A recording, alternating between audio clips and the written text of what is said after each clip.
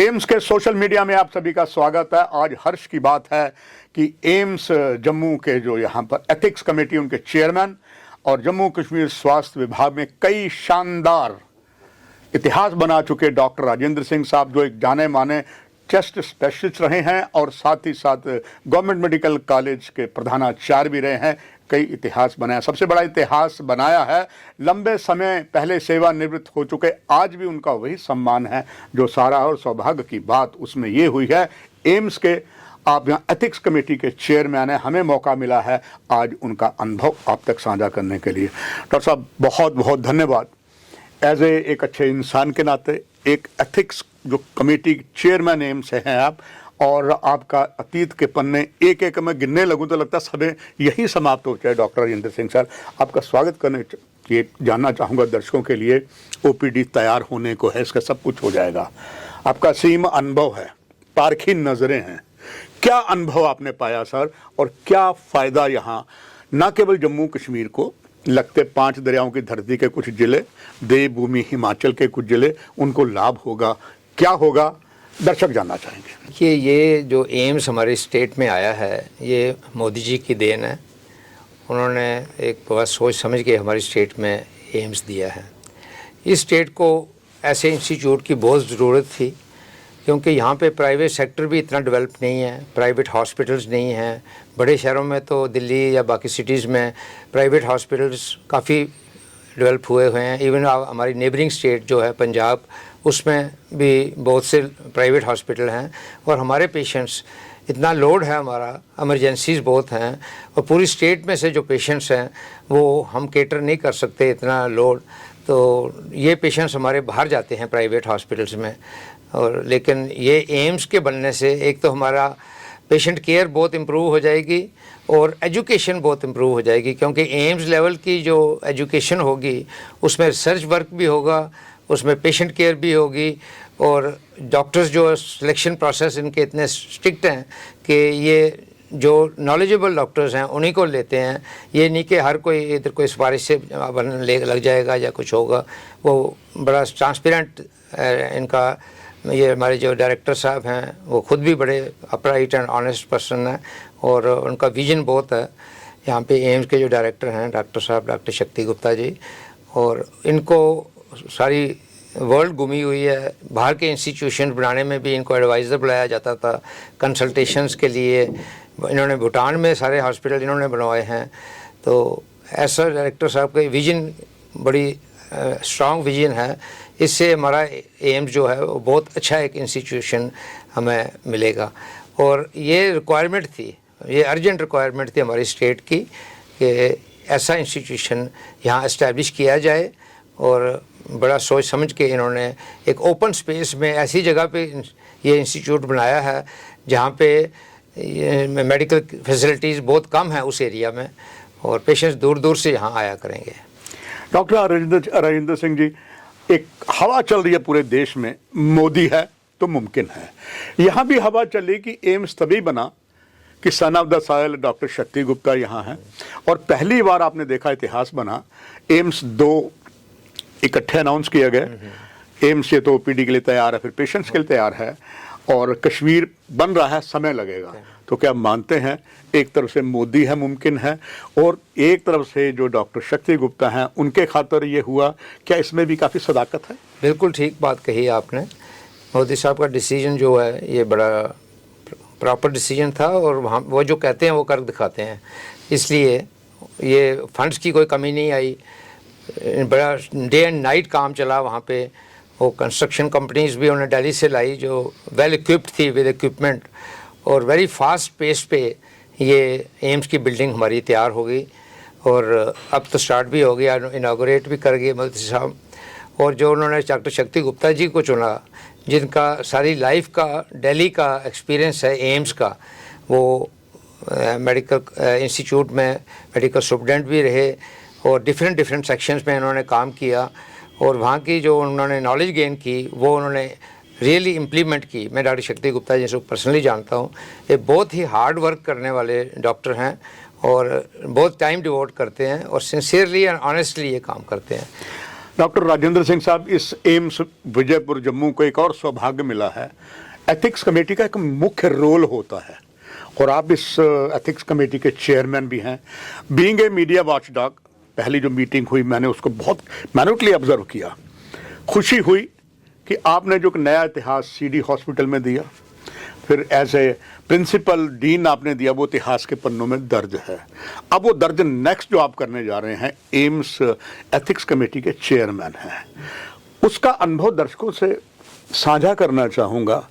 कितना फैकल्टी को, पेशेंट्स को और एडमिनिस्ट्रेशन को लाभ होगा? देखिए, ये एथिक्स कमेटी का मेन मकसद ये होता है कि प्रॉपर रिसर्च हो। जो लोग यहाँ पे रिसर्च करेंगे उसमें कोई फिक्टिशियस डाटा ना ऐड किया जाए, या just for the sake of research नहीं होनी चाहिए। मैंने जब फर्स्ट मीटिंग भी हुई तो मैंने उस मीटिंग में भी कहा कि कोई भी गलत इसमें चीज़ होगी, अगर प्रॉपर नहीं रिसर्च कंडक्ट की जाएगी, वो टॉलरेट ही नहीं की जाएगी, हम उसको रिजेक्ट कर देंगे रिसर्च को। इसलिए फर्स्ट डे ही मैसेज दिया उनको कि जो आपने रिसर्च करनी है तो सिंसियरली करना, ऑनेस्टली करना, डेडिकेटेडली करना, और जिस वो करिए रिसर्च जो क्लिनिकली पेशेंट्स को बेनिफिट हो, ना कि जस्ट हम डाटा देते रहें, हमारे केस इतने स्टेट में जी इस चीज़ के इतने केस निकल आए, उतने निकल आए, उसकी कोई वैल्यू नहीं होती। रिसर्च ऐसी होनी चाहिए जो अप्लाई की जाए लोगों पे, उनके उसका फ़ायदा हो सके पेशेंट केयर में भी और अदरवाइज ऑल्सो।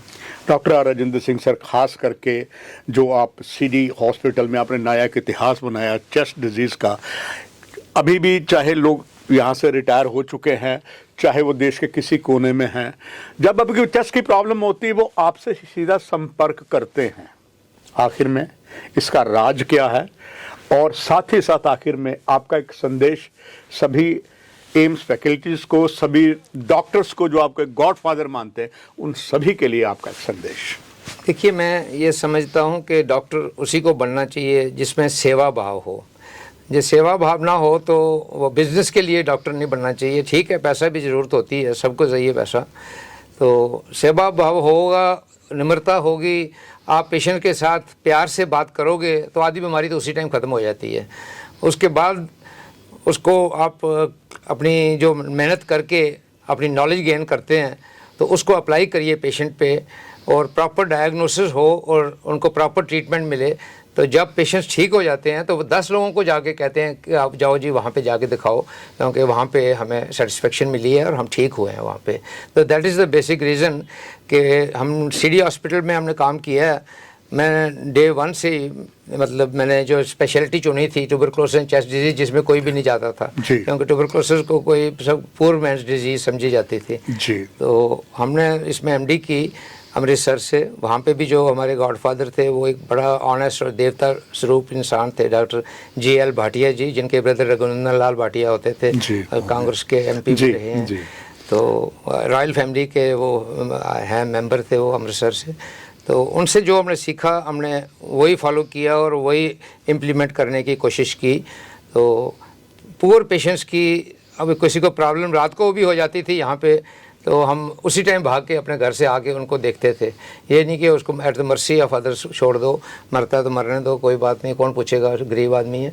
तो हमने डेडिकेटेडली सर्विस अगर दें, ऑनेस्टली काम करें, तो God is kind and he helps you always. अगर आप नीयत साफ़ करके हमदर्दी से पेशेंट की केयर करो तो परमात्मा आपको भी देता है और पेशेंट भी आप में हाथ में शफा भी देता है, ताकि लोगों का जो इलाज प्रॉपर होता है। तो मैं नए एम्स के स्टूडेंट्स को J1 से मैं डॉक्टर शक्ति जी को मिलता रहता हूं, तो उनको यही कहता रहता हूं। आज भी अभी मैं उनसे बैठा था, उनसे यही बात की कि भाई ये बच्चों में थोड़ा सा उनको ऐसी कम्युनिकेशन स्किल्स की क्लासेस लगवाओ, ताकि ये जो लोग आएँ उनके साथ प्रॉपरली बिहेव करें, पोलाइट हों, किसी से मतलब गुस्से से नहीं बोलना, और पेशेंट की बात सुनो पहले, तो फिर वो पेशेंट भी आधी बीमारी उधर ही ठीक हो जाएगी उसकी। डिजीज़ कॉमन, ज़्यादा कॉमन डिजीज़ नहीं होती हैं, डिजीज़ थोड़ी होती हैं। The how you tackle with the patient, that is more important. तो ताकि ये बच्चों को मैंने बोला कि भाई उनको अच्छी तरह ये सिखलाई दो कि पेशेंट के साथ बिहेवियर ठीक हो, उनके साथ पोलाइटली बोलें, और कभी कोई भी पेशेंट किसी तकलीफ़ में हो तो इमीडिएट अटेंड करिए। हमारी इमरजेंसीज़ में झगड़े क्यों होते हैं मेडिकल कॉलेजेस वगैरह में, उसका कारण यही होता है कि पेशेंट आता है, वो दुखी होता है, वो एक्सपेक्ट करता है कि भाई मुझे कुछ इमीडिएट केयर मिले, तो अगर डॉक्टर उसको इमीडिएट केयर नहीं प्रोवाइड करता तो फिर वो कोई किसी की डेथ हो जाए या कुछ प्रॉब्लम हो जाए, फिर वो लड़ाइयाँ झगड़े करते हैं, फिर तोड़ फोड़ करते हैं, शीशे तोड़ते हैं, फिर पुलिस आ जाती है। तो इन चीज़ों को अगर अवॉइड किया जाए तो सब कुछ पीसफुली हो सकेगा। और जूनियर्स को सिखलाना है सीनियर्स का काम होता है। हमने भी जब इधर थे तो मैंने एक बार लेक्चरर्स को मैंने कहा था कि लगाया जाए मेडिकल इमरजेंसी में round the clock, so that याद है जी, तो सो दैट कि पेशेंट को वो डॉक्टर, क्योंकि senior doctor experience doctor immediate decision ले सकता है पेशेंट पे। बिल्कुल। तो वो थोड़ी देर चला, फिर कोई कोर्ट ऑर्डर आया या क्या आया, उसमें उन्होंने कहा जी टीचिंग करनी होती है इनको, उनके पास टाइम नहीं होता सीनियर्स को, तो उनको मतलब वो राउंड द क्लॉक वाला काम सीनियर्स का ख़त्म हो गया, फिर वही पीजीज एंड रजिस्ट्रार तक ही रहा। अब डॉक्टर हमारे जो नए आए हैं डॉक्टर आशुतोष गुप्ता जी, इन्होंने ये दोबारा ये सीनियर डॉक्टर्स की ड्यूटी लगवाई है रोटेशन पे, बहुत अच्छी बात है, मुबारक है उनको। तो ये कामयाब हुए हैं, तो आजकल वो चल रहा है सिस्टम अभी तो इन प्लेस है। तो जब सीनियर डॉक्टर अगर ड्यूटी पे होता है तो पेशेंट का उसका बिहेवियर थोड़ा डिफरेंट होएगा, वो इमीडिएट डायग्नोज हो जाएगा, तो पेशेंट सेटिस्फाई हो जाएगा। बचना ना बचना भगवान के हाथ में है, मगर बिहेवियर प्रॉपर हो तो आपका पेशेंट को इमीडिएट अटेंड किया जाए तो वो उनको फिर कोई गिले शिकवे नहीं रहते। तो मैं यही एडवाइस कहूँगा नए बच्चों को कि पेशेंट के साथ अल्टीमेटली डॉक्टर का काम है, पेशेंट उसका भगवान है, उसके लिए वो अगर बिहेवियर उसके साथ प्रॉपर रखेगा, प्रॉपरली उसकी हिस्ट्री लेगा, उनके हाथ उसके कंधे पे रखेगा, तो आदमी उसको लगेगा मुझे सोलेस मिल रही है, मेरे डॉक्टर मेरे लिए केयरिंग है, मेरा इंटरेस्ट ले रहा है मुझे ट्रीटमेंट करने के लिए।